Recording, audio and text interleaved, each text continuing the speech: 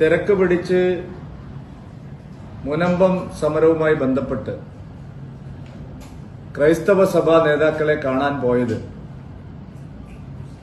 എത്രമാത്രം UDF നേതൃത്വം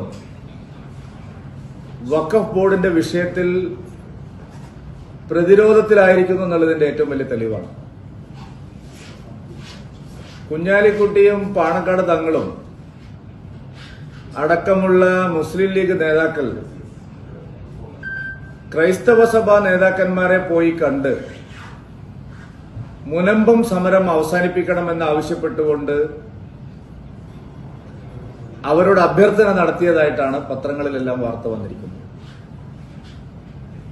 ഞങ്ങൾക്ക് മനസ്സിലാവാത്ത കാര്യം, വഖഫ് ബോർഡിന് വേണ്ടി മുസ്ലിം ലീഗിനെ എങ്ങനെയാണ് സംസാരിക്കാൻ സാധിക്കുന്നത്? മുസ്ലിം ലീഗിന്റെ സഹോദര സംഘടനയാണോ വഖഫ് ബോർഡ്? വഖഫ് ബോർഡിന്റെ അധിനിവേശം മുസ്ലിം ലീഗ് നേതാക്കളുടെ അറിവോടുകൂടിയാണോ കേരളത്തിൽ നടക്കുന്നത്? മുനമ്പത്തെയും വഖഫിന്റെ അധിനിവേശ ഭീഷണി നേരിടുന്ന മറ്റു പല പ്രദേശങ്ങളിലെയും ഭൂമിയെ സംബന്ധിച്ചുള്ള തർക്കം, ആ തർക്കം പരിഹരിക്കേണ്ടത് വഖഫ് ബോർഡാണ്, സംസ്ഥാന ഗവൺമെന്റാണ് എന്നൊക്കെയാണ് ഇതുവരെ ലീഗുകാർ പറഞ്ഞുകൊണ്ടിരുന്നത്. പക്ഷേ തെരഞ്ഞെടുപ്പിന്റെ തലേ ദിവസം വളരെ പെട്ടെന്ന് മുസ്ലിം ലീഗ് നേതാക്കൾ പോയി ഞങ്ങൾ മാധ്യസ്ഥം വഹിച്ചുകൊണ്ട് പ്രശ്നം പരിഹരിച്ചു കൊള്ളാം. എന്താണ് മുസ്ലിം ലീഗിന്റെ ഫോർമുല ഇക്കാര്യത്തിൽ? സംസ്ഥാന ന്യൂനപക്ഷ ക്ഷേമ മന്ത്രി പറഞ്ഞതും നിയമസഭാ രേഖകളിൽ ഉള്ളതുമായിട്ടുള്ള കാര്യം മുനമ്പത്തേത് വഖഫിന്റെ ഭൂമി തന്നെയാണ് എന്നുള്ള കാര്യം ലീഗിന് എങ്ങനെ മാറ്റിക്കൊടുക്കാൻ സാധിക്കും? ഈ മുസ്ലിം ലീഗിന് എന്താണ് ഒരു ഭരണഘടനാ ബാഹ്യമായിട്ടുള്ള ശക്തി കേരളത്തിലുള്ളത്? ഒരു അമിതാധികാരം പ്രയോഗിക്കാൻ മാത്രമുള്ള എന്ത് ശക്തിയാണ് കേരളത്തിലെ മുസ്ലിം ലീഗിനുള്ളത്? മുസ്ലിം ലീഗിന്റെ ഏതാനും നേതാക്കൾ ക്രൈസ്തവ സഭാ അധ്യക്ഷന്മാരെ കണ്ടാൽ ഈ പ്രശ്നം എങ്ങനെയാണ് പരിഹരിക്കുന്നത്? ന്യായമായ ചോദ്യമാണ് ഞങ്ങൾ ചോദിക്കുന്നത്. ഈ വിഷയത്തിൽ മുസ്ലിം ലീഗിന് എങ്ങനെയാണ് ഇടപെടാൻ സാധിക്കുന്നത്? അപ്പൊ ഇതുവരെയുള്ള ഭൂമി കയ്യേറ്റങ്ങളെല്ലാം ലീഗ് പറഞ്ഞിട്ടാണോ ഇവിടെ നടക്കുന്നത്? മുസ്ലിം ലീഗിന്റെ അറിവോടുകൂടിയാണോ ഈ ഭൂമി കയ്യേറ്റങ്ങളെല്ലാം വഖഫ് ബോർഡ് നടത്തുന്നത്? മുസ്ലിം ലീഗിന്റെ താൽപര്യപ്രകാരമാണോ വഖഫ് ബോർഡ് ഓരോ സ്ഥലത്തും പുതിയ അധിനിവേശങ്ങൾ പ്രഖ്യാപിക്കുന്നത്, അവകാശവാദങ്ങൾ ഉന്നയിക്കുന്നത്? എന്താണ് മുസ്ലിം ലീഗ് മുന്നോട്ട് വച്ച ഫോർമുല? കേരളത്തിലെ ജനങ്ങൾക്ക് അത് അറിയാൻ ആഗ്രഹമുണ്ട്. കാരണം പലയിടങ്ങളിലും വഖഫ് ബോർഡ് നോട്ടീസ് അയച്ചിരിക്കുകയാണ്. മുസ്ലിം ലീഗ് മുന്നോട്ട് വെച്ച ഫോർമുല എന്താണ്? മുസ്ലിം ലീഗിന് എങ്ങനെയാണ് ഇത് പരിഹരിക്കാൻ സാധിക്കുന്നത്? മുസ്ലിം ലീഗ് എന്ത് മാധ്യസ്ഥമാണ് ഇക്കാര്യത്തിൽ വഹിക്കാൻ ഉദ്ദേശിക്കുന്നത്?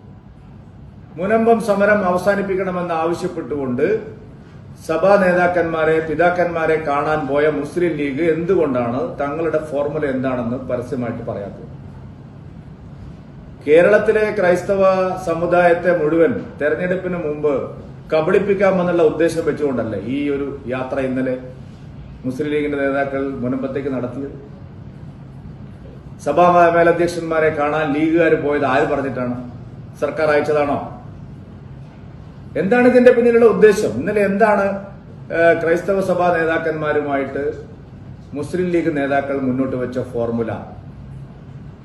മുനമ്പത്തെയും ചെല്ലാനത്തെയും അടക്കം കേരളത്തിൽ ഇപ്പോൾ വഖഫ് ബോർഡ് പുറപ്പെടുവിച്ചിരിക്കുന്ന നോട്ടീസ് കൈപ്പറ്റിയ സ്ഥലങ്ങളിലെല്ലാം ഈ ഫോർമുല ബാധകമാണോ?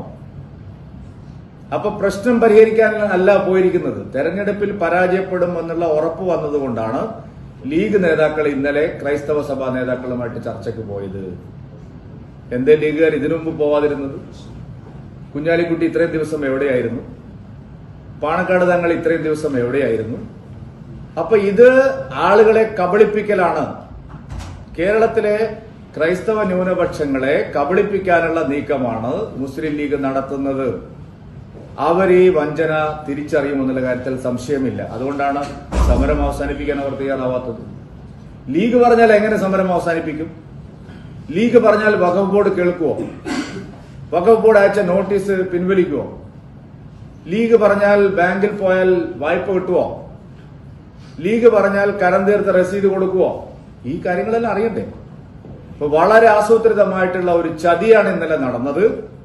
അത് കേരളത്തിലെ ക്രൈസ്തവ സമൂഹവും വഖഫിന്റെ ഭീഷണി നേരിടുന്ന സ്ഥലങ്ങളിലെ ജനസമൂഹവും അംഗീകരിക്കാൻ പോകുന്നില്ല. യഥാർത്ഥത്തിൽ ഈ പ്രശ്നത്തിനുള്ള പരിഹാരം വഖഫ് നിയമങ്ങൾ പരിഷ്കരിക്കുക എന്നുള്ളതാണ്. അതിനുവേണ്ടിയാണ് കേന്ദ്ര സർക്കാർ ഈ ഡിസംബർ മാസത്തിൽ പാർലമെന്റിൽ വഖഫ് നിയമ പരിഷ്കാരത്തിന് വേണ്ടിയിട്ടുള്ള ബില്ല് കൊണ്ടുവരുന്നത്, നിയമം കൊണ്ടുവരുന്നത്. അപ്പൊ മുസ്ലിം ലീഗിന്റെ കാപട്യമാണ് ഇന്നലെ പുറത്തു വന്നത്.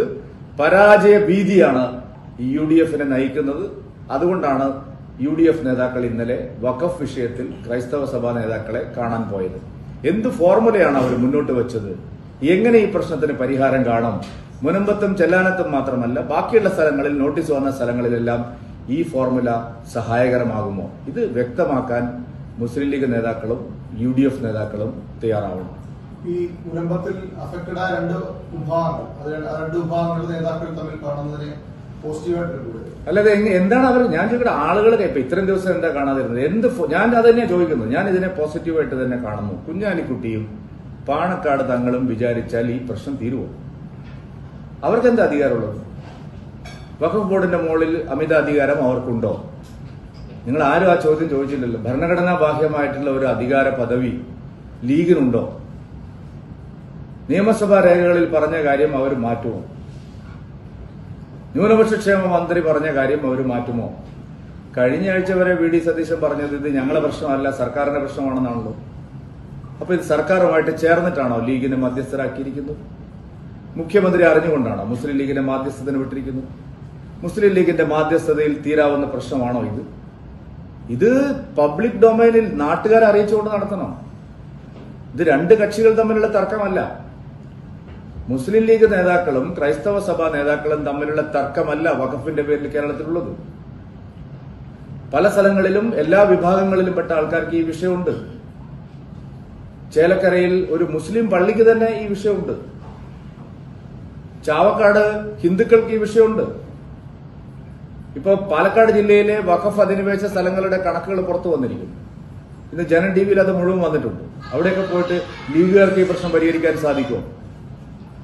അപ്പൊ അതുകൊണ്ട് ഇത് തെരഞ്ഞെടുപ്പ് മുന്നിൽ കണ്ടുകൊണ്ടുള്ള ഒരു തട്ടിപ്പാണ്, വഞ്ചനയാണ്.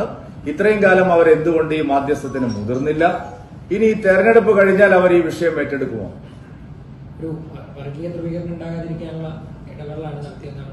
അല്ല, വർഗീയ ധ്രുവീകരണം എവിടെയാണ് ഈ പ്രശ്നത്തിൽ? ഈ പ്രശ്നത്തിൽ അവരുടെ കിടപ്പാടം പോകുന്നതുമായി ബന്ധപ്പെട്ട ഒരു നിയമപ്രശ്നമാണ്. എന്താണ് ഇതിൽ വർഗീയ ധ്രുവീകരണം? അപ്പോ ഇത് വളരെ ദുരുദ്ദേശത്തോടു കൂടി മുസ്ലിം ലീഗ് നേതാക്കൾ നടത്തിയതാണ്. ക്രൈസ്തവ സമൂഹത്തെ നിങ്ങൾ എത്ര തവണ വഞ്ചിച്ചു? ഇത് 100%. വേറെ എന്താണ്? അല്ലെങ്കിൽ ഇന്നലെ എന്തിനാണ് പോയത്? നേരത്തെ എന്തുകൊണ്ട് പോയില്ല? നേരത്തെ സർക്കാർ വക്താക്കൾക്കെതിരായിട്ടാണല്ലോ ഇവർ പറഞ്ഞുകൊണ്ടിരുന്നത്. VD സതീശൻ പറഞ്ഞുകൊണ്ടിരുന്നത് ഞങ്ങളുടെ കുഴപ്പമല്ല, LDF ഗവൺമെന്റിന്റെ കുഴപ്പമാണെന്നാണ്. അപ്പൊ ഇതിന്റെ ഉത്തരവാദിത്തം ഞങ്ങളാരും ലീഗിന്റെ തലയിൽ വെച്ചിട്ടില്ലല്ലോ. എന്തിനാണ് അച്ഛൻ പത്തായത്തിലില്ല എന്ന് പറയുന്നത്? ലീഗുകാരാണ് ഈ വഖഫ് പ്രശ്നം ഉണ്ടാക്കിയതെന്ന് ആരെങ്കിലും പറഞ്ഞിട്ടുണ്ടോ? അപ്പൊ ഇതിൽ സംശയങ്ങൾ വളരെ ഏറുകയാണ്. ലീഗിന് എന്താണ് ഇതിൽ റോൾ? ലീഗിന്റെ താല്പര്യം എന്താണ്? ലീഗ് വിചാരിച്ചാൽ ഈ പ്രശ്നം പരിഹരിക്കാൻ പറ്റുമെങ്കിൽ നേരത്തെ ആവാമായിരുന്നില്ലേ? അപ്പൊ ലീഗ് അറിഞ്ഞുകൊണ്ടാണ് ഇതെല്ലാം നടക്കുന്നത് എന്നല്ല ഇതിൽ നിന്ന് വ്യാഖ്യാനിക്കേണ്ടത്. അപ്പൊ ഇത് ആളുകളെ കബളിപ്പിക്കുന്ന സമീപനമാണ്. അത് പറയാതിരിക്കാൻ നിർവാഹമാണ്. പിന്നെന്താ ഉറച്ചേക്കാൻ? അല്ലല്ല, അതൊക്കെ നിങ്ങളുടെ നമ്പർ അവിടെ ഇരിക്കട്ടെ. കൃഷ്ണകുമാർ പറഞ്ഞാത്ത കാര്യങ്ങൾ പറഞ്ഞു എന്ന് പറഞ്ഞിട്ട് നിങ്ങളുടെ തട്ടിപ്പ് കുറച്ച് കാലങ്ങളായിട്ട് നിങ്ങൾ ഇവിടെ നടത്തുകയല്ലേ. നിങ്ങൾ ഞങ്ങളുടെ കൗൺസിലർമാരുടെയൊക്കെ വീട്ടിൽ പോയിട്ട് കൊമ്പുമായിട്ട് ഇതാ ഈ കുടയായിട്ട് ചെന്നിട്ട് നിങ്ങൾ പാർട്ടി മാറുകയാണ്. മൈക്ക് നിങ്ങൾ പാർട്ടി മാറുകയാണ്. ഏതെങ്കിലും ഒരു പാർട്ടിക്കെതിരെ നിങ്ങൾ അങ്ങനെ ചെയ്യുക? നിങ്ങൾ പാർട്ടി മാറുകയാണ്. ഒരു സാധാരണ മാധ്യമ ധർമ്മമല്ലേ. അതുകൊണ്ട് ആ വർത്തമാനം വേണ്ട. വേറെ നിങ്ങൾക്ക് ഈ LDFന്റെ പരസ്യം വന്നിട്ടുണ്ട്. അതിൽ ഈ സന്ദീപ് വാര്യർ മുൻകാലങ്ങളിൽ നടത്തിയ ചില പരാമർശങ്ങളൊക്കെ വെച്ചുകൊണ്ടാണ് നിശബ്ദ പ്രചരണ ദിവസം LDFന്റെ പരസ്യം 2 പത്രങ്ങളിൽ വന്നിരിക്കുന്നത്. അല്ല, ഞാൻ അന്ന് തന്നെ പറഞ്ഞല്ലോ, ഈ 23 കഴിഞ്ഞാലും അവിടെ തന്നെ നിങ്ങൾ ഉറപ്പിച്ചു നിർത്തുമെന്ന് ഞാൻ പറഞ്ഞില്ലേ. എല്ലാ ഭാവുകങ്ങളും ഞാൻ നേർന്നത് വെറുതെ അല്ലല്ലോ. സന്ദീപ് എന്ന് പറഞ്ഞാൽ അങ്ങനെ പറഞ്ഞിട്ടേ ഇല്ല. അതൊക്കെ വ്യാജ സ്ക്രീൻഷോട്ട്. അതൊക്കെ അവര് നമ്മൾ അടിച്ചു തീർക്കട്ടെ. ബിജെപിക്ക് വേണ്ടിയിട്ടാണ് പരസ്യം കൊടുത്തതെന്നാണ്. ബിജെപിക്ക് വേണ്ടി ഞങ്ങൾ മാതൃഭൂമിയിലും മനോരമയിലും ബാക്കി ഇന്ത്യൻ എക്സ്പ്രസിലും കേരള കൗമുദിയിലും മംഗളത്തിലും ദീപികയിലൊക്കെ പരസ്യം കൊടുക്കും. ഞങ്ങളെ പരസ്യം അതാണ്. അതൊക്കെ തോറ്റ് തൊപ്പിടാൻ പോകുമ്പോൾ ഉണ്ടാവുന്ന ഒരു തരം മരണം എപ്രാളത്ത് പറയുന്നതാണെന്നോ. ഞങ്ങൾക്ക് എന്തിനാണ് CPM-ന്റെ? CPM ഇവിടെ എന്തെല്ലാം നടന്നു? ഇവിടെ മത്സരല്ലേ, കിസ് ഓഫ് ലവ് മുതൽ ഇങ്ങോട്ട് നോക്കിയാൽ വഖഫിന്റെ വഖഫ് ഒഴിച്ചുള്ള ബാക്കി എല്ലാ വിഷയങ്ങളിലും ആർട്ടിക്കിൾ 370 CAA ഒക്കെ മത്സരല്ലേ. ഒരു വിഭാഗത്തിന്റെ വോട്ട് കിട്ടാൻ വേണ്ടി മാത്രമുള്ള മത്സരമാണല്ലോ എപ്പോഴും നടക്കുന്നത്. ബാക്കിയുള്ളവരുടെ എന്ത് പ്രശ്നം വന്നാലും ഈ രണ്ട് മുന്നണികൾക്ക് പ്രശ്നമില്ലല്ലോ.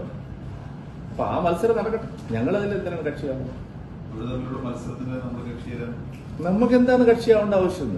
ലീഗുകാര്, PFIക്കാര്, ജമാഅത്തെ ഇസ്ലാമിക്കാര്, വെൽഫെയർ പാർട്ടിക്കാരൊക്കെ ഒരു വശത്ത്, PDPക്കാര്, INLകാര്, അങ്ങനെയുള്ള സകല വർഗീയ കോമരങ്ങളും മറുവശത്ത്.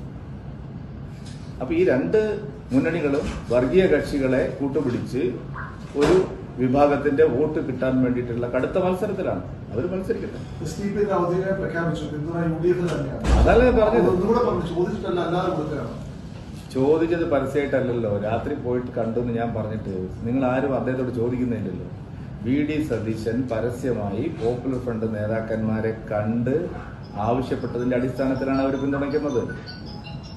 സഞ്ജിത്തിന്റെയും ശ്രീനിവാസന്റെയും കൊലയാളികളുടെ ബന്ധുക്കളെ VD സതീശൻ പോയി കണ്ടു. ഞാനിത് പറഞ്ഞിട്ട് ഇപ്പൊ എത്ര ദിവസമായി?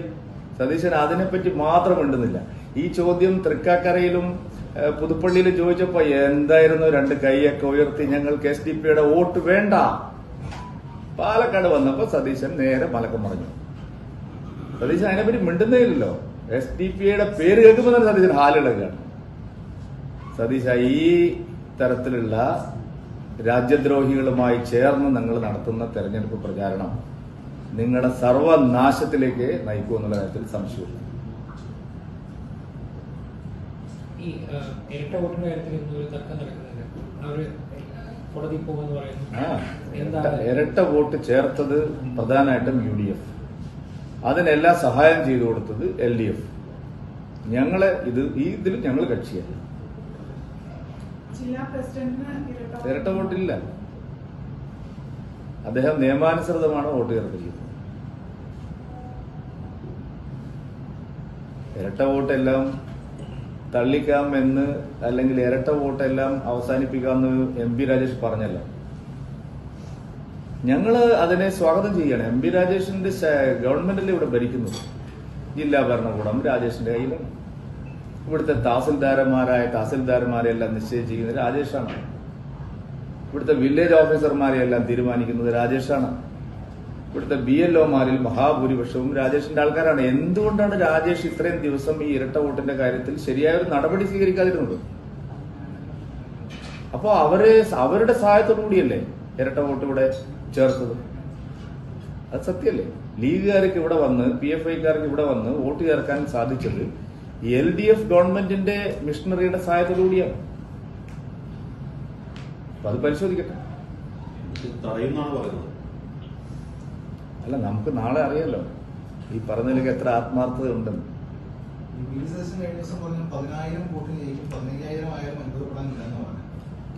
സതീശൻ കഴിഞ്ഞ തവണ ഞങ്ങൾ മുഖ്യമന്ത്രിയാവുമെന്ന് പറഞ്ഞാൽ നിങ്ങൾ അതെ അല്ല, VD സതീശന്റെ മുന്നണി. അതുകൊണ്ട് അവകാശവാദങ്ങൾക്കൊന്നും അടിസ്ഥാനം.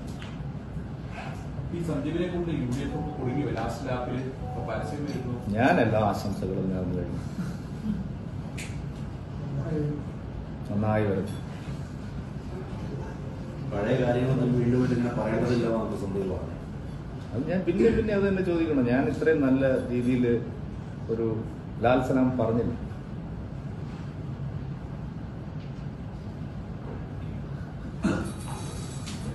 ഇരുപത്തിമൂന്ന് കഴിഞ്ഞിട്ട് ബാക്കി പറയും. അപ്പോഴാണ് അതിന്റെ ഒരു രസം. ഈ പ്രതിപക്ഷ നേതാവ് കഴിഞ്ഞ ദിവസം താങ്കൾ ചോദിച്ച വിഷയത്തിന് മറുപടി പറഞ്ഞു, എന്തെങ്കിലും കുഴപ്പം സംഭവിച്ചാൽ തന്റെ ഉത്തരവാദിത്തമാണോ എന്ന് പറഞ്ഞിട്ടുണ്ട്. ഏതൊരു കുഴപ്പം? തെരഞ്ഞെടുപ്പിൽ എന്തെങ്കിലും അങ്ങനെയല്ലോ. അതുപോലെ BJP പ്രസിഡന്റ് അങ്ങനെ പറയും. അല്ല, ആദ്യം VD സതീശൻ രാജിവെക്കൂ ഇല്ലോ എന്ന് പറയട്ടെ. തന്റെ ഉത്തരവാദിത്തം എന്ന് പറഞ്ഞിട്ട് കാര്യമില്ലല്ലോ. തോറ്റ രാജിവെക്കുമോ പ്രതിപക്ഷ നേതൃ സ്ഥാനം? എന്നിട്ട് ചെന്നിത്തലയെ ഏൽപ്പിക്കുമോ? പ്രതിപക്ഷ കൊടുക്കാം. എന്താ സംശയം? രമേശ് ചെന്നിത്തല നല്ല അന്തസ്സുള്ള പ്രതിപക്ഷ നേതാവായിരുന്നു. വേറെ പല ആരോപണങ്ങളും നേരത്തെ ഉയർന്നിരുന്നു. RSS ബന്ധങ്ങളൊക്കെ ഉയർന്നിരുന്നു. നല്ല അന്തസ്സുള്ള പ്രതിപക്ഷ നേതാവായിരുന്നു രമേശ് ചെന്നിത്തല. ഈ ഉപജാപക സംഘം ഗൂഢാലോചന നടത്തിയിട്ടാണ് അദ്ദേഹത്തെ മാറ്റിയത്. കള്ളിയില്ലാത്ത വിധം പിണറായി വിജയനെ ബുദ്ധിമുട്ടിച്ച ആളാണ്. ഇയാൾ അഡ്ജസ്റ്റ്മെന്റ് അല്ലേ? ഇയാൾ പ്രതിപക്ഷ നേതാവാണോ? ഇതിപ്പോ പത്മജ വേണുഗോപാൽ ഒരു വീഡിയോ ആയിട്ട് പത്മജ വേണുഗോപാലിന്റെ ആ വീഡിയോ കണ്ടാൽ അവരുടെ ഉള്ളിൽ നിന്ന് വന്ന വികാരമാണ്. അവരുടെ ഉള്ളിൽ നിന്ന് വന്ന വികാരമാണ്. നമ്മൾ ആരായാലും അങ്ങനെയല്ലേ വിചാരിക്കുള്ളൂ. നമ്മളെ മാതാവിനെ സംബന്ധിച്ച് മാത്രല്ലേ എത്ര കോൺഗ്രസ്സുകാർക്ക് ആ വീട്ടിൽ വെച്ച് വിളമ്പി കൊടുത്ത ഒരു അമ്മയാണ്. ആ മര്യാദയെങ്കിലും ഈ തലതിരിഞ്ഞ ചെറുപ്പക്കാരൻ ആലോചിക്കണമായിരുന്നു. അല്ല, ഇതെല്ലാം കോൺഗ്രസിന് വിനയാവും എന്നുള്ള കാര്യത്തിൽ എനിക്കൊരു സംശയമില്ല. പക്ഷെ അതിപ്പോഴും തിരിയാത്തത് നിങ്ങൾക്ക് മാത്രമേ ഉള്ളൂ. നിങ്ങളിപ്പോഴും